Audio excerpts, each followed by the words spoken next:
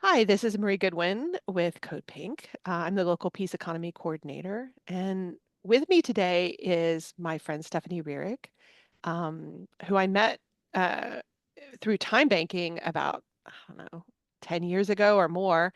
And she has developed really important tools for helping people respond to community needs. And I wanted to invite her on to talk about mutual aid today. So, Stephanie, why don't you introduce yourself a little bit today? Hi, thanks, Marie. Yeah, so I am the president of the Humans. I work with Humans United and Mutual Aid Networks, and I'll talk a lot, I'm sure, more than you want to know about mutual aid networks, our version, and how they work. But I came to it because I recognized as a young person that the economy hates everything I love and hold dear. So I play original independent music, and through that ended up kind of stumbling into co-owning a little coffee house. And I also am really active in environmental work. I used to work for Greenpeace. All this was around the same time in the 1990s. Um, Ancient history. I know, it's hilarious. Yeah, so I was coming of age. I wanted to do art. I felt like I had to choose whether to do art or activism. There was nothing offering me, good money for the things that I cared about. And then getting involved in co-owning a little coffee house, I just realized all of the dynamics of the main economy really go against the kind of life I want to live, the kind of life I would like to be available to my friends and family and community. And of course, it relies on extracting from the planet and people in ways that are unsustainable and unhealthy. So I realized I just really needed to look at economic solutions that are different from anything that I already knew about.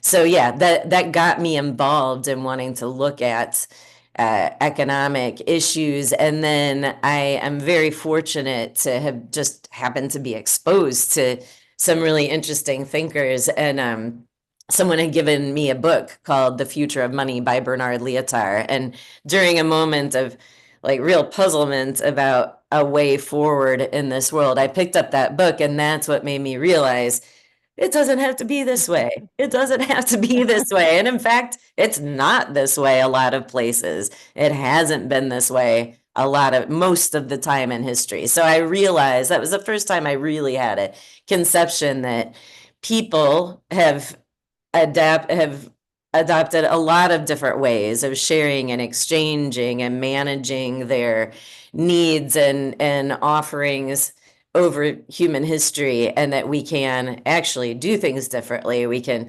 identify what has worked at different times, what dynamics we want to foster, what tools are good for what purposes, and we can actually just do it. So that's what my life has been devoted to, and that's been actually just about exactly 20 years now ago that I read that book. So since then, I really did feel like I saw what things could be like, and have devoted my life to going toward it because it can be so much better than this. And I know that we all know it. And most people want this for themselves and their planet, but people have different perspectives about what that means and how to get there. And we know we can get over that because we're just humans. Yeah. Yeah, isn't it interesting how you go from one chance encounter with one thing that can change, and it's in the micro moment, and it can change the whole course of your life towards trying to create new systems. Like I had been doing community organizing in my town just with like friends trying to build a co-housing village, and we were doing work share days where we'd help each other with our houses and yards, and we all had young kids, and I was online using a website I haven't seen in a long time called Stumbled Upon. Do you remember this? And it's like it was kind of like a chance generator. So you could press a button and you would put in your interests, and a website would come up that it thought you might be interested in. So it's like in 2005 or 6, like it was a long time ago. And time banking like came up, the Time Banks USA, Edgar Wow. Kahn's work came up on my screen, and I spent like hours reading it. I was like, this is the answer. And it sent me down this path that has changed my entire life. And it's so interesting how that can happen. And pretty much anybody I talk to in alternative economics or resilience, and ecology, like a chance encounter like that is what jolted them out of the sort of operating system that our culture inculcates into us when we're in school and when we're young about what's normal and that this is the way to be human, which is so aberrant because there's so many ways to be human, and there's so many ways to construct an economic system that isn't this. And so, yeah, I just wanted to amplify that, like those synchronicities, and that paying attention to them. I could have just easily pressed that button and said something else, right? But in that moment, to pay attention to a door that's opening for you when you're interested. Yeah. So tell me about a little bit the steps you took getting to mutual aid, and then define mutual aid for us. Sure. So you mentioned time banking. So in that book, The Future of Money, time banking was the thing that I realized, all right, we needed this years ago. And to be, so I'll say first what time banking is for listeners who might not That's know. good. So Yeah, in time banking, it's kind of what it sounds like, but we exchange time instead of money. And so I can do an hour of piano lessons for Marie, and I get a credit for 1 hour in my account. We exchange just the exact amount of time we spend. We don't put a price on our time. Everyone's time is valued equally. And then that hour of credit I can use with anyone else in who is in that same network and willing to accept it. Or I can spend an hour to get an hour worth of computer repair, or if I need 5 hours worth of computer repair, I can spend 5 hours on that, and then I'll have minus hours in my account, and then I can earn back. And in time banking, it's based on principles and values. So everyone's time, as I said, is valued equally. Everyone has something to offer. Everyone gives and receives. So time banking to me was the tool that was described in the book that filled the greatest, most pressing need in my view. So I realized that time banking could be a really beautiful way to catalyze and exchange and reward work that's infinitely abundant. So caregiving, creativity, civic engagement, and community work, all of those things are infinitely abundant, can be made more abundant through cooperating and sharing. And so they're excellent things to exchange with time instead of money. So I started a time bank, like I said, 20 years ago. So it was 2004, I read the book. We launched our time bank in 2005 in October. And what we did is uh, our city has a bunch of little neighborhood newspapers. So I think a lot of places do have these, like your very, very smallest neighborhood newsletter. That was a great place to let people know about the idea of time banking. And the simpler you keep it, the better. Like if you're talking to a person, one thing they might offer, one thing they might need. You're talking to a parent, they likely need childcare, or maybe they need someone to help them clean up once in a while, or maybe they just need an outing, and one thing that they can offer. And you mentioned it, just how people get a spark and it takes them a whole new place. In my experience, the one exchange that people would make with time banking, so it's very common that people what a great idea. It's so awesome. But then they never get around to doing anything about it. But to me, the doing time banking at the first time, it does shift your sense of the possible. For me, it did shift from seeing lack into seeing potential. And I think that happens for a lot of people. So anyhow, back to the little neighborhood papers. We would keep it simple, let people know what they could do with time banking. And we hosted outreach event at the local library. We partnered with a neighborhood organization. And I should say who I mean by we. It was me working as a volunteer, but I went and found a few people who had similar goals. So you have to find a couple friends or find a couple people who show up. That's what you need, is people who show up and people Right. who have motivation. There has to be someone at the beginning who's outgoing. You need to pretend to be more outgoing than you are if you want to. So here's my pep talk to people who want the world to be different. You just need to do some little social things that you don't necessarily want to do. That's all. That's all. So Right. just be a little more outgoing to save the world. You can do it. Yeah, Um, the activism for introverts. Yeah. exactly, exactly. So Pretend I to mean, be more social. yeah, so we had a little meeting at the library and people said things that they could offer and things they might need. And everything about time banking and doing a different economy and mutual aid. Mutual aid is an umbrella term for me. So people have different perspectives on mutual aid. But to me, mutual aid is just the system that runs the whole world. It's symbiotic systems that operate in concert with each other. Everything in the universe is wired this way. There's nothing unique or new about what we're doing. We started using the term mutual aid networks back in 2014 to expand and be able to describe a whole set of things that apply a bunch of different tools and practices based in mutual aid to create an economy with different dynamics. So I will show how we get there in a moment. So we started the time bank. We got people to identify their offers and needs, and it sort of opens people's minds to the possibilities. Then that first group, about 20 people, showed up at the library for that first meeting.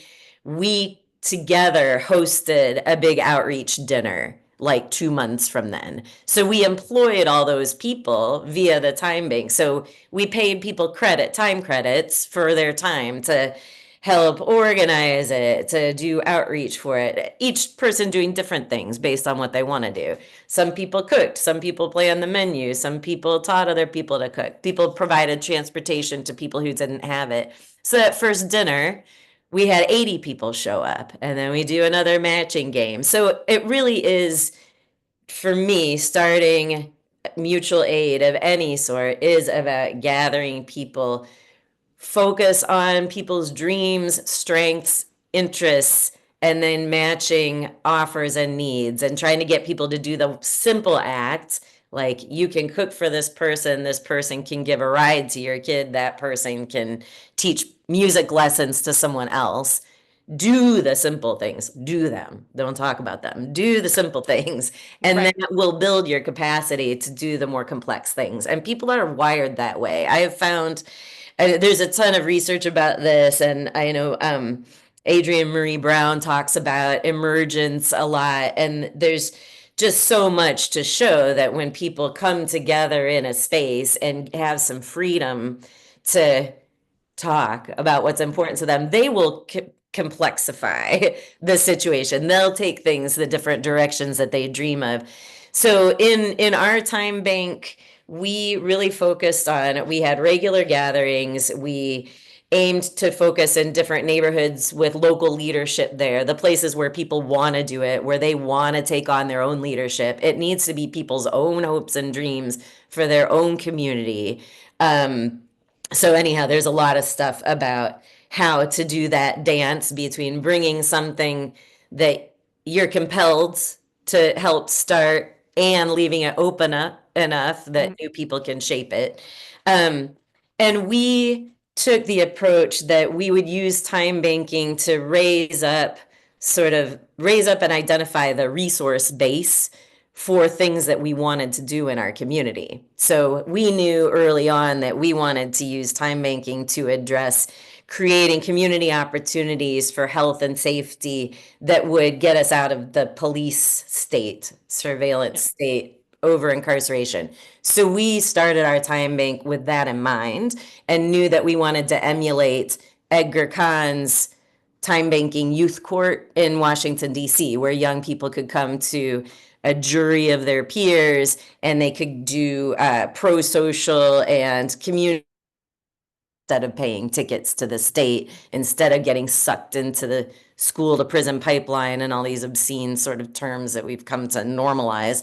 So here in Wisconsin, we have a huge racial disparity, one of the larger ones in a country with obscene racial disparities in the criminal system. And we have a huge number of people incarcerated.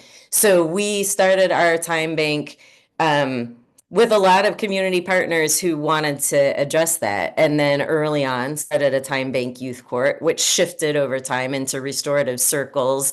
It did create some system change where our city created a policy where still all youth ages 12 to 16 who are getting in trouble with the city police can go to a circle with peers and not get sucked into the formal system. But the beauty Excellent. of having time banking behind that is you see everybody who wants to support that. If I'm a community member and I want things to be different in the justice system, but I don't do anything directly related, I'm still contributing. I might make the food that the person who gives the ride to the person who's mentoring the youth eats to sustain them that day. Like everybody's resource is part of that common goal. And then you're also reweaving the social context in the community that actually help the young person do better. They now have some more social contacts, and their community is woven more closely, and they're able to access things that they need via time banking. And it's a recognition that so much of the work, care work in general in the world, is done in a subterranean, unseen way.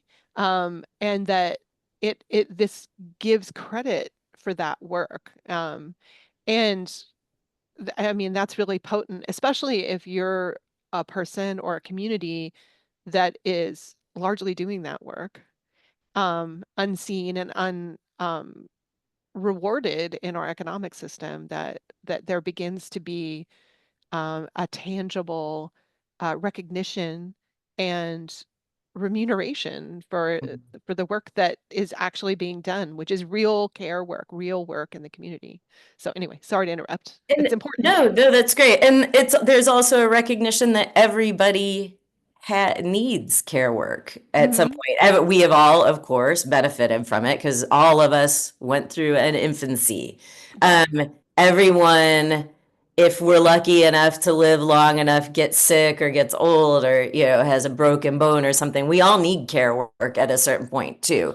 So now I'll go into the broader mutual aid network context. So time banking is a beautiful thing. And there are time banks in about 40 countries around the world, and there probably thousands of time banks have started and ended. A lot of time banks are fallow right now, and like a lot of community action, people were not free to assemble in this country for a period of time, and there a lot of efforts went fallow. So it actually is a very opportune time right now so don't be despairing, all you wonderful people who want better things for this world, because it is a really good time to make some moves. Yeah. Take the opportunity right now. A lot of people have left the exploitation economy, or it has left them. A lot of people are really looking for something to be different. A lot of people are worried, people on all parts of the political spectrum. I think it's really important for us to remember it is true that the vast majority of people, I would say more than the 99%, the vast majority of people really have the same common values. We want our kids to be safe, and we want to live in peace and health and abundance. And people have completely different perspectives about what that means, about what's standing in the way of that. And that is manufactured. That is manufactured. You're being told that, and you're being played to hate Mhm. each other and fear each other. So this is one of the beauties of time banking and mutual aid for me, is actually my newer friend Dill Green, who also works in this area in the UK. He said something recently that really resonated with me, which is when we're not materially dependent on each other, we tend to get really caught up in the narcissism of small differences. Hmm. And I think that that is really true. And there are a lot of factors that have led us there. And I think the beauty for me has realized that the way to resist is to love each other and keep talking to each other and don't get scared. So that's great. I love that this is our mandate now. Yeah.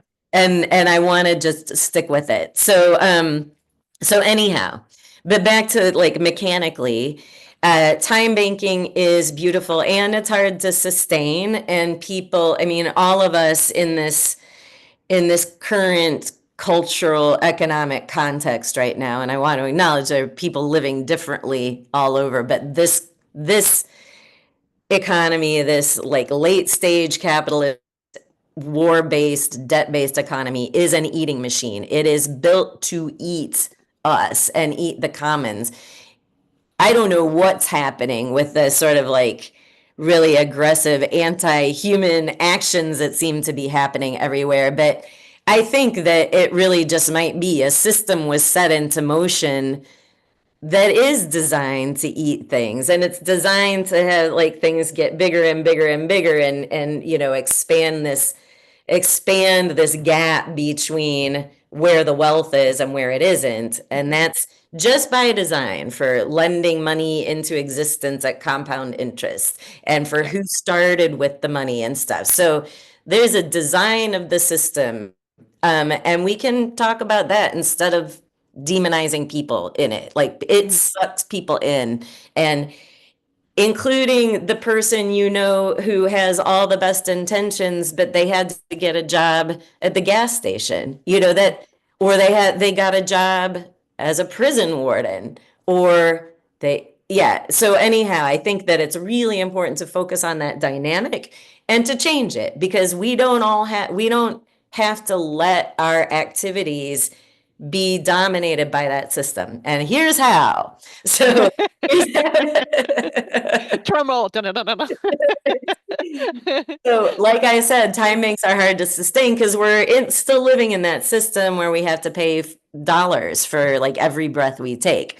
So, what we started doing is breaking down the different functions of the economy. And we did this in an emergent way. So we did it based out of our time bank and we held a series of workshops. So we realized in order for us to get smart about how we design our community economy, our community has to get more literate about what it's all about and get more participatory in it.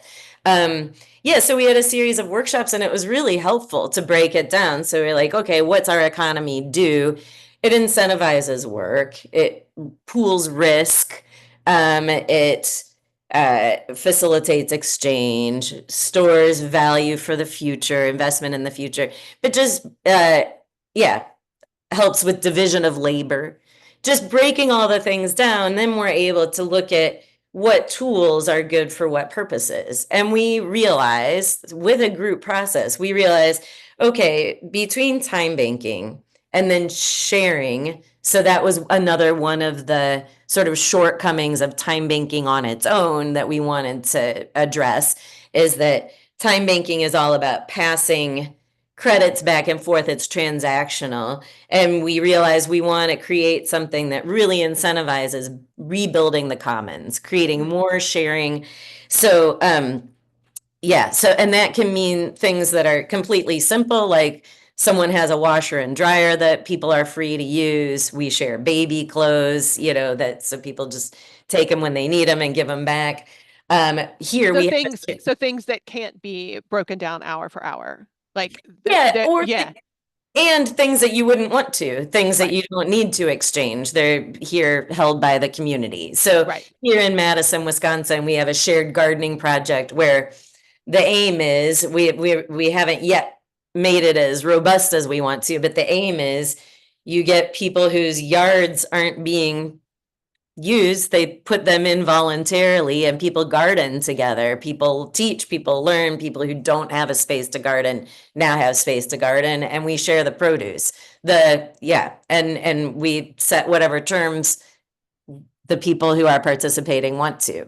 Right. Um, so, and then going all the way up to maker spaces. So listeners might already know about maker spaces where there's 3D printers, where there's leather working, there's scent making equipment, where there's like heavy equipment, or, maybe some business incubator space, and it's operated under shared terms. People become members. So again, just building more sharing.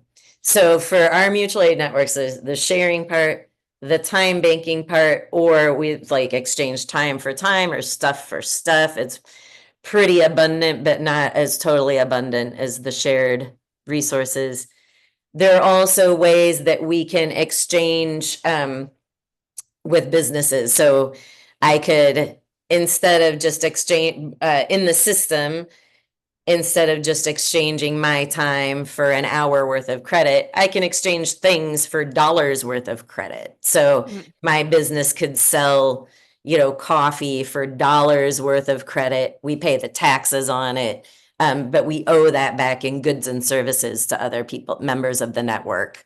And then the fourth economic piece. So even though I've used a lot of words, I'm still only on number 4: sharing, time banking, other price-based mutual credit, like for businesses. And then the fourth is pooling money. So people have been doing this forever, giving circles, lending circles. It's been common in immigrant communities. Any place where there's not enough money, people really know how to do all this stuff Right. already because they do it. So we're just talking about like systematizing it a bit. So what we do, we call that a common fund, and we're hybridizing that. But basically, people can put their savings in an account together. You track how much each person has, and you can give it as no interest loans to other community members while you're not using it.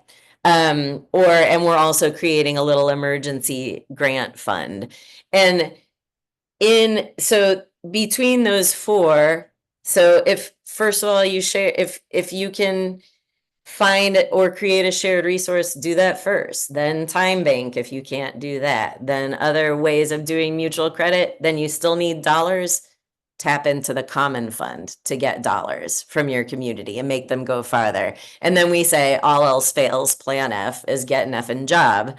And so what we are doing is taking those economic tools, but then also creating some social practices and just helping people learn how to use them effectively. So in my dream world, so I never did say this, but one reason we started calling this, so we call this holistic picture a mutual aid network.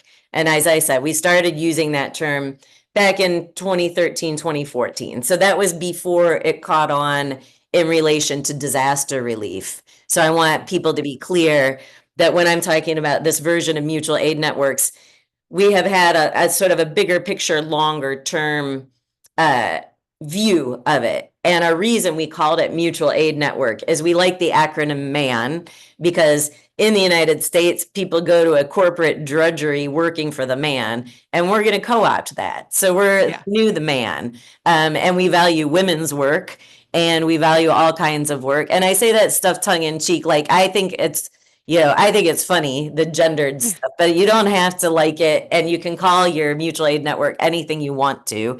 Our global network is called the Humans United and Mutual Aid Networks.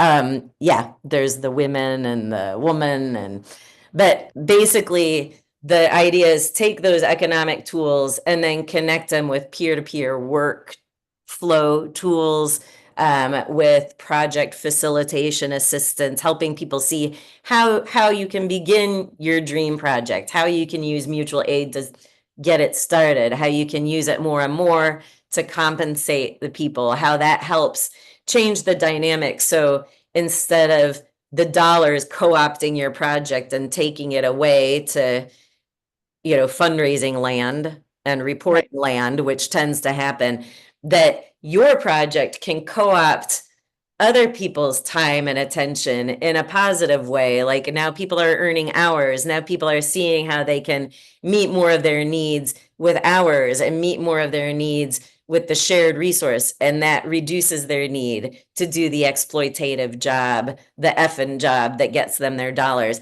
Now they don't have to work as many hours at effing job. So someone else can get some hours of employment that they need to meet their dollar needs. And the key part that I have not yet mentioned is this version of a mutual aid network is a cooperative. So whether it's legally a cooperative, which ours is, and ours, a lot of ours tend to be, or whether it emulates cooperative principles with a different legal structure, that's all fine. We are about people exchanging in economic life, or participating, I should say, in economic life based on a set of core principles that's essentially the golden rule. And to me, that is a key difference. It is a way because you're using things that promote cooperation. They have cooperation at their heart. You can't do time banking without cooperating with people. You Right. can't do sharing without cooperating. So they have it at the heart. They require it. And they're not lent at interest. So it is, and it just naturally is teaching people a different way to work than we have worked. And in my experience, and you already said it, we are wired this way. This is how living systems operate. Your body operates this way already. So a lot of times people do the first thing, do the first thing, and then it feels really natural and it feels so much better because it is built on you are cared for. You're Yeah. important. You're as important as everyone else. So we can do that. We can invite people in, and that's the beauty of doing mutual aid on the ground. And I sort of alluded to it, but I'll spell it out. So we started ours here. It was based out of the Dane County Time Bank. So we're the Madison Mutual Aid Network Cooperative. So we were the first in this model. And but of course, like people have been doing this. We were just the first to call ourselves that and like explicitly lay it out. So I don't Right. want to take more credit than is due. We didn't make up any of this stuff. We just put it together in this way. Right. And we have sister sites and partner sites and members and projects all over the world. So we also knew right away that we want to connect with people everywhere. And apply the basic principles and the basic concepts, but in whatever context people have and whatever context people need. So an intact indigenous community, healthy community that's already sharing and people are getting their needs met and people are not being excluded. We don't need to add a formal system there. In fact, Right. that would be backsliding. But a lot of the contexts that we're operating in, a formal system will help us be able to. So another thing that happens a lot of times in time banking and in these contexts is people will become friends and they won't record hours and they will just do stuff joyfully and voluntarily. That is absolutely beautiful. And I think it's really helpful to have a structure because you have people who are isolated, you have people coming into town new. We have to, in my view, well, it is our mission to create means for everyone to discover and succeed and work they want to do with the support of their community.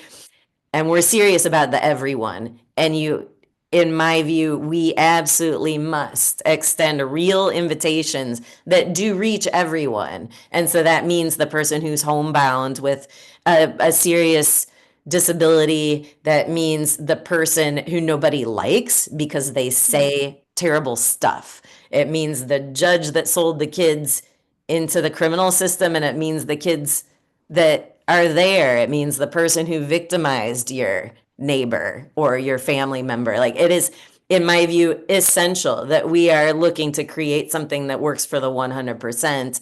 And we look for the things that create the dynamics that cause everyone to live up to their highest and best self. Everyone has a best self, and some are not going to be able to get into the like realm of behavior that we want for our community. But we really need to, I think it's really essential for us to grapple with the fact that um Yeah, to grapple with the fact that we do need something that can include the 100%. When people are excluded from economic life, things go, no one is actually excluded from economic life in this Right. society anyhow. So people who are excluded from economic life end up, being having huge costs associated with their incarceration, for example. Right. End stage capitalism tends to reinforce some of the worst uh, parts of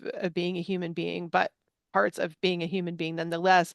And these economic systems that are based with in caring, with reciprocation, these like new economy concepts tends to elevate the better parts of like the human, the angels of our nature. And um and being in a system that elevates the better parts of our nature, I can say from my experience in participating in them, it feels more natural and more joyful, but it also um, brings out often, sometimes negative things happen. I'm not going to, sugarcoat that, but that that it brings out the best possible pro-social behavior when are in hard times when when we're challenged, we often will slide back to less social behavior, anti-isolationism, anger, frustration. And I really feel like that these systems, these new systems, well, they're not new and old systems bring us into pro-social behavior that helps us elevate ourselves. It's not about individual development, but it is about being the best you can be, even for somebody who is homebound or unable to participate in the economic system as it is because of disability or um, many other reasons. And so, yeah, I love that about it. That there is this recognition that what it takes, um, what it what a neoliberal capitalism takes from us is these positive social desires that we all have, and normalizes their absence. So, You know, I just want to share my own experience because when I started time banking, I was so into the idea. I remember the first time, and I think it's like you, the first time I went on a phone call with coordinators of time banks, and I had just learned about it. And I was all into it, and I just couldn't believe it was real. Like people were talking about their members and stuff that had happened. I was like, no way, really, this is already happening. Because when I learned about it, I was like, duh. yeah, And then I had this mind melt, just to not us, a mind melt, where I was just like, well, it's so simple and elegant. Like, of right. course, this, everybody knows about it. And so, like, so at first I was running around telling everybody about it, like our mayor and our county exec. I was like, you have to do something about this. But then all of a sudden I was like, but wait, everybody must already know this. It's so simple. It's so straightforward. Like I just, anyhow. Yeah. And I was so excited about it. And I thought it was so great. And I like changed my whole life to start one. Hmm. But I really thought that when I started, we'd like turn it on and people would do it.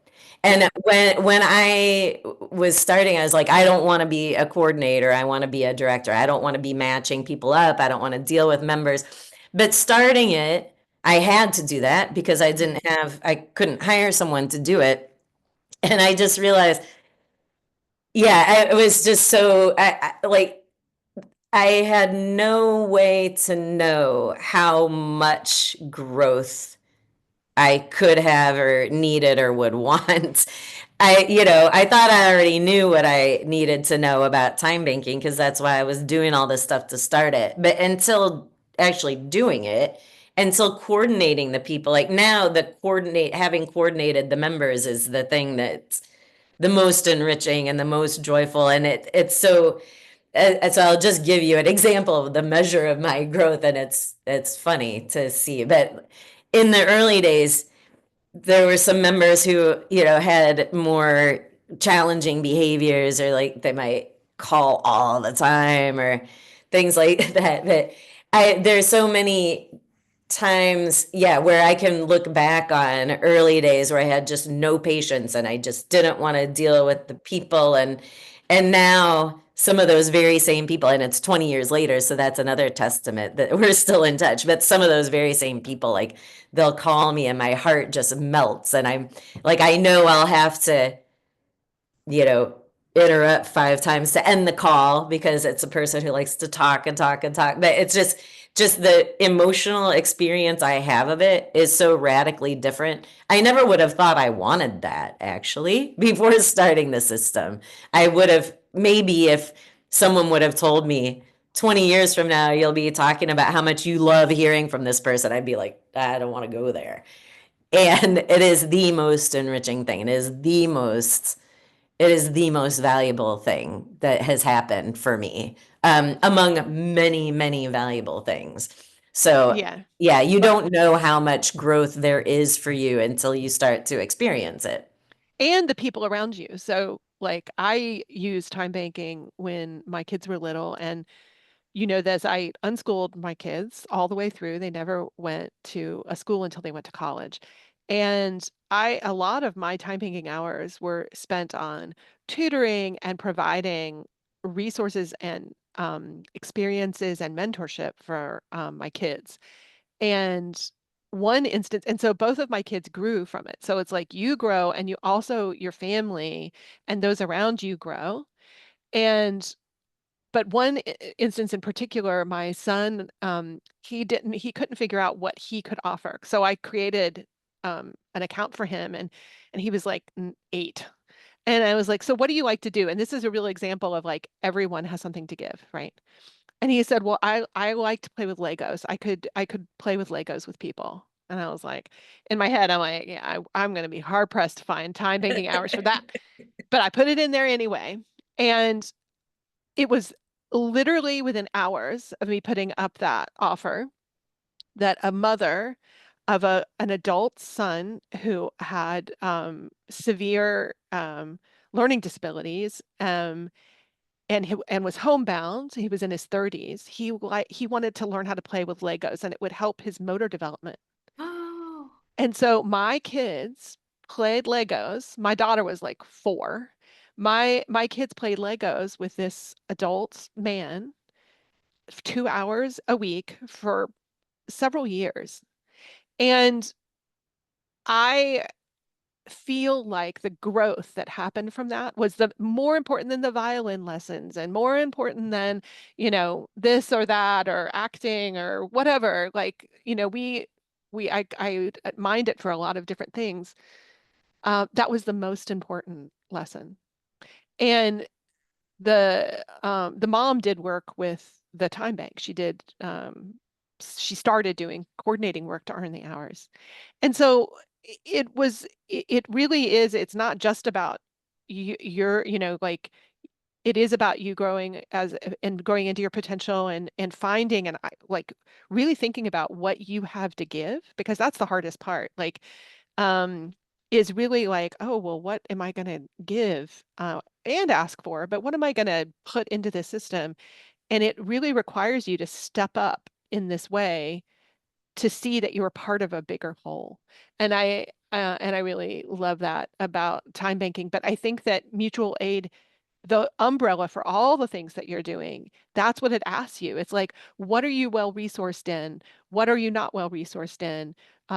What time do you have to give? What expertise do you have to give? Like how can you build projects and receive the help of others that you can't micromanage with a paycheck, right? That you can't control with a paycheck.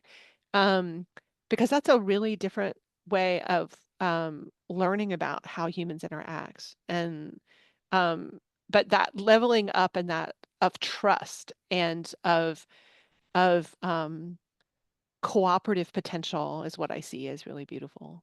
Um, yeah. So it's thank you for sharing some of your favorite moments about it. That like idea that people calling you and you like have this that they've had this impact in your life in an intangible way instead of a tangible way. What other intangibles have you come across? I mean, well, really, I am. enormously grateful for having been able to make the global connections as well. And I will say that during the time of lockdowns all over the place, I think it was, I make no mistake, I think it was extremely detrimental. And I think we have a lot of recovery. And I will implore everybody to take your role seriously in that, everyone. And again, remembering that the way to resist and recover is through joyful, open, loving dialogue and connection with people, whether they're similar or different. Mhm. So anyhow, uh, but during that time of lockdown, we ended up deepening a lot and broadening a lot of global connections. And even before that, but especially since that, I just the intangible knowing that people all over the world want the same thing and have come up with the same ideas of how to get there. So I went to a conference in 2014 when we launched our vision for this version of mutual aid networks, and a woman from Romania was there with something almost the same drawn up. So we know all over the world people want the same thing. All over the world it's easy to connect with people. So yeah, that's been really, really beautiful. Yeah, I've met more people from Africa recently who've been showing up. It's nice at this stage of Humans United and Mutual Aid Networks because I think word's finally gotten out enough that we have more people showing, like coming to us from new places. And that's just really, I mean, I do feel hopeful. And it is really, I think, a privilege and a treat and a joy to have an opportunity to feel hopeful at this time. So since we're talking with Code Pink, I want to just talk a little bit more about the war versus peace economy. So the the dominant economy is not only people know this, but I'm just going to spell it out explicitly. But the dominant economy is war and extraction. It is entirely built on war and extraction and subjugation. Yeah. You can't have coins without being able to like enslave people to mine your minerals and turn it into coinage. And it has been a tool of subjugation and a tool of taking and exploiting and consolidating the wealth of a given area and using that against the people. And going down to the level of manufacturing weapons for us to turn on each other, going down to the level of having the scarcity and the competitiveness that does drive all of our behavior the wrong way. Every single one of us. It's the reason I wanted to turn on a switch and not deal with people in creating the new economy. Like all of it is a trick, and it chains our minds and our hearts and our brains. I actually did a talk one time where I needed, anyhow, it is like the Wizard of Oz. We need to remind everyone about our hearts and our brains and our courage, and you have it already. So that wartime economy is our own personal wartime economy too. It is taking us away from peace with our neighbors and with ourselves. And the peace economy is a thing that we build ourselves.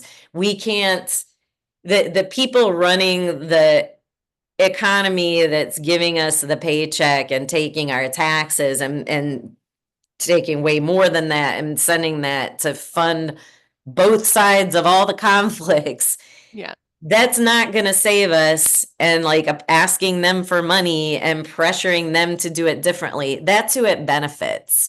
Yeah. So they have our participation when we're only operating in that economy. Remove our participation. We can remove our support, but we have to do it with different tools in addition. So I actually don't agree with that master's tools won't dismantle the master's house. Like the screwdriver that puts the screw in takes the screw out. Like I think we take the master's tools, which is the dollars and the euros and the bank debt money, and we put that in a common fund and we start managing that differently. And then we also more and more make ourselves independent from needing those tools.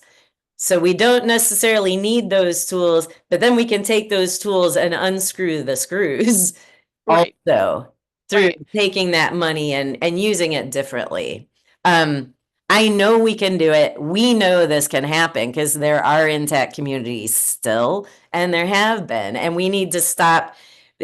Our minds have been colonized by this economic system. Like the fact that it was a revelation that it could be any different when into 2004 was I was old enough to know better, but I couldn't know better till then. So Yeah.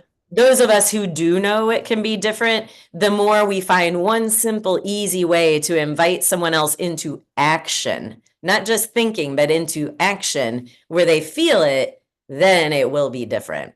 Right. And I think that circling back to the beginning of the conversation, providing the just by doing the work that we're doing, the synchronicity examples that set somebody's brain on fire, um, that's where change at its root happens, is when that the brain goes on fire about how it can be different. And I think that that is the work that both you and I are deeply engaged in, trying to um, not even just personally, but also to support larger systems and organizations that are trying to create those moments of impact in the minds of people.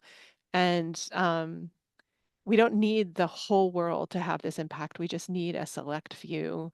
I mean, not a small numbers, but we need um, a minority of people can have these ideas and it can change the system.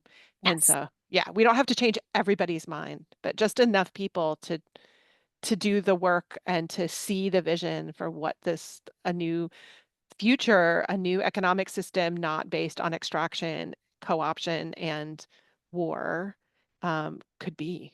Yes. Yeah, I'm really happy that you said that because people do think you have to get everyone. So we are based in networks of networks. We don't expect everyone to agree and we don't want everyone to agree. So in the Humans United and Mutual Aid networks, what our goal is that every human on the planet will have a realistic invitation to be part of some version of mutual aid network that could be indirectly networked with every other human on the planet. So you create a neighborly global economy with networks of networks of networks. I might really dislike what that network wants to do, but it can't be outside of the core principles right. in order to be a mutual aid network, and I don't have to like it. And that's one of the beauties is we experiment with different ways of doing things and we can share that with the world.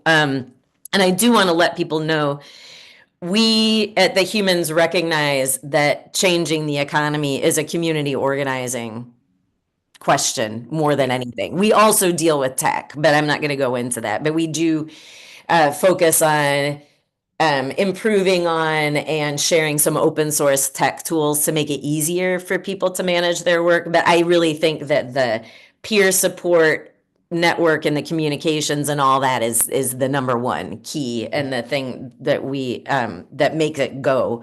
But we invite people to be members of our overall global network. You can be a member as an individual or as a project or an organization. If you don't want to be a member, that's fine. We still want to help people do mutual aid. And we have a variety of learning opportunities. Every quarter, we have a solidarity summit. So that's a great place for people to meet. And the next one's in March. It's always close to the solstice or equinox. So people can look at Right. mutualaidnetwork.org and find it. And then twice a month, we have something called Dream Time, and everyone's invited to do that too. And basically, you show up on a web meeting and you share what your dreams are, and we brainstorm about ways that we can play supporting roles in each other's dreams, ways that mutual aid can be brought to bear to help your dream come true and start from wherever you are.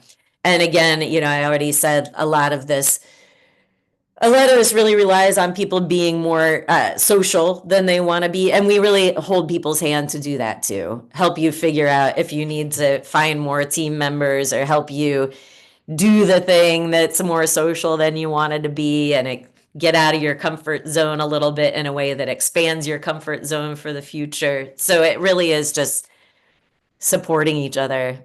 And so if people are, if you, your listeners are looking to develop your own mutual aid work or take it farther, you're more than welcome to join in. And it's not like me and two other friends, it is us also, but it's the whole network from around the world you can ask for Right. help. That's really wonderful. It's interesting in this time where we're watching mutual aid be needed for emergencies in Western North Carolina and LA, to watch how mutual aid networks around the world, especially in the United States, but around the world, are mobilizing to send resources to these places. And so that's just one example of how mutual aid, these um, non-local networks can really aid, hyper locally when emergent situations happen. So I think that that's also really amazing. I think this will be a really good place to end this conversation. Really want to thank you for your time, Stephanie, and all the work you've been doing for 20 years to make this new peace economy system, to bring it into being. And you've been a really big inspiration for me for the time that I've known you, and I just appreciate you very much. So, Oh, thank you. And definitely likewise. I really appreciate this conversation and you. And I'm really glad that Code Pink is doing what you're doing too. yeah, thank you so much. All right. Thank you.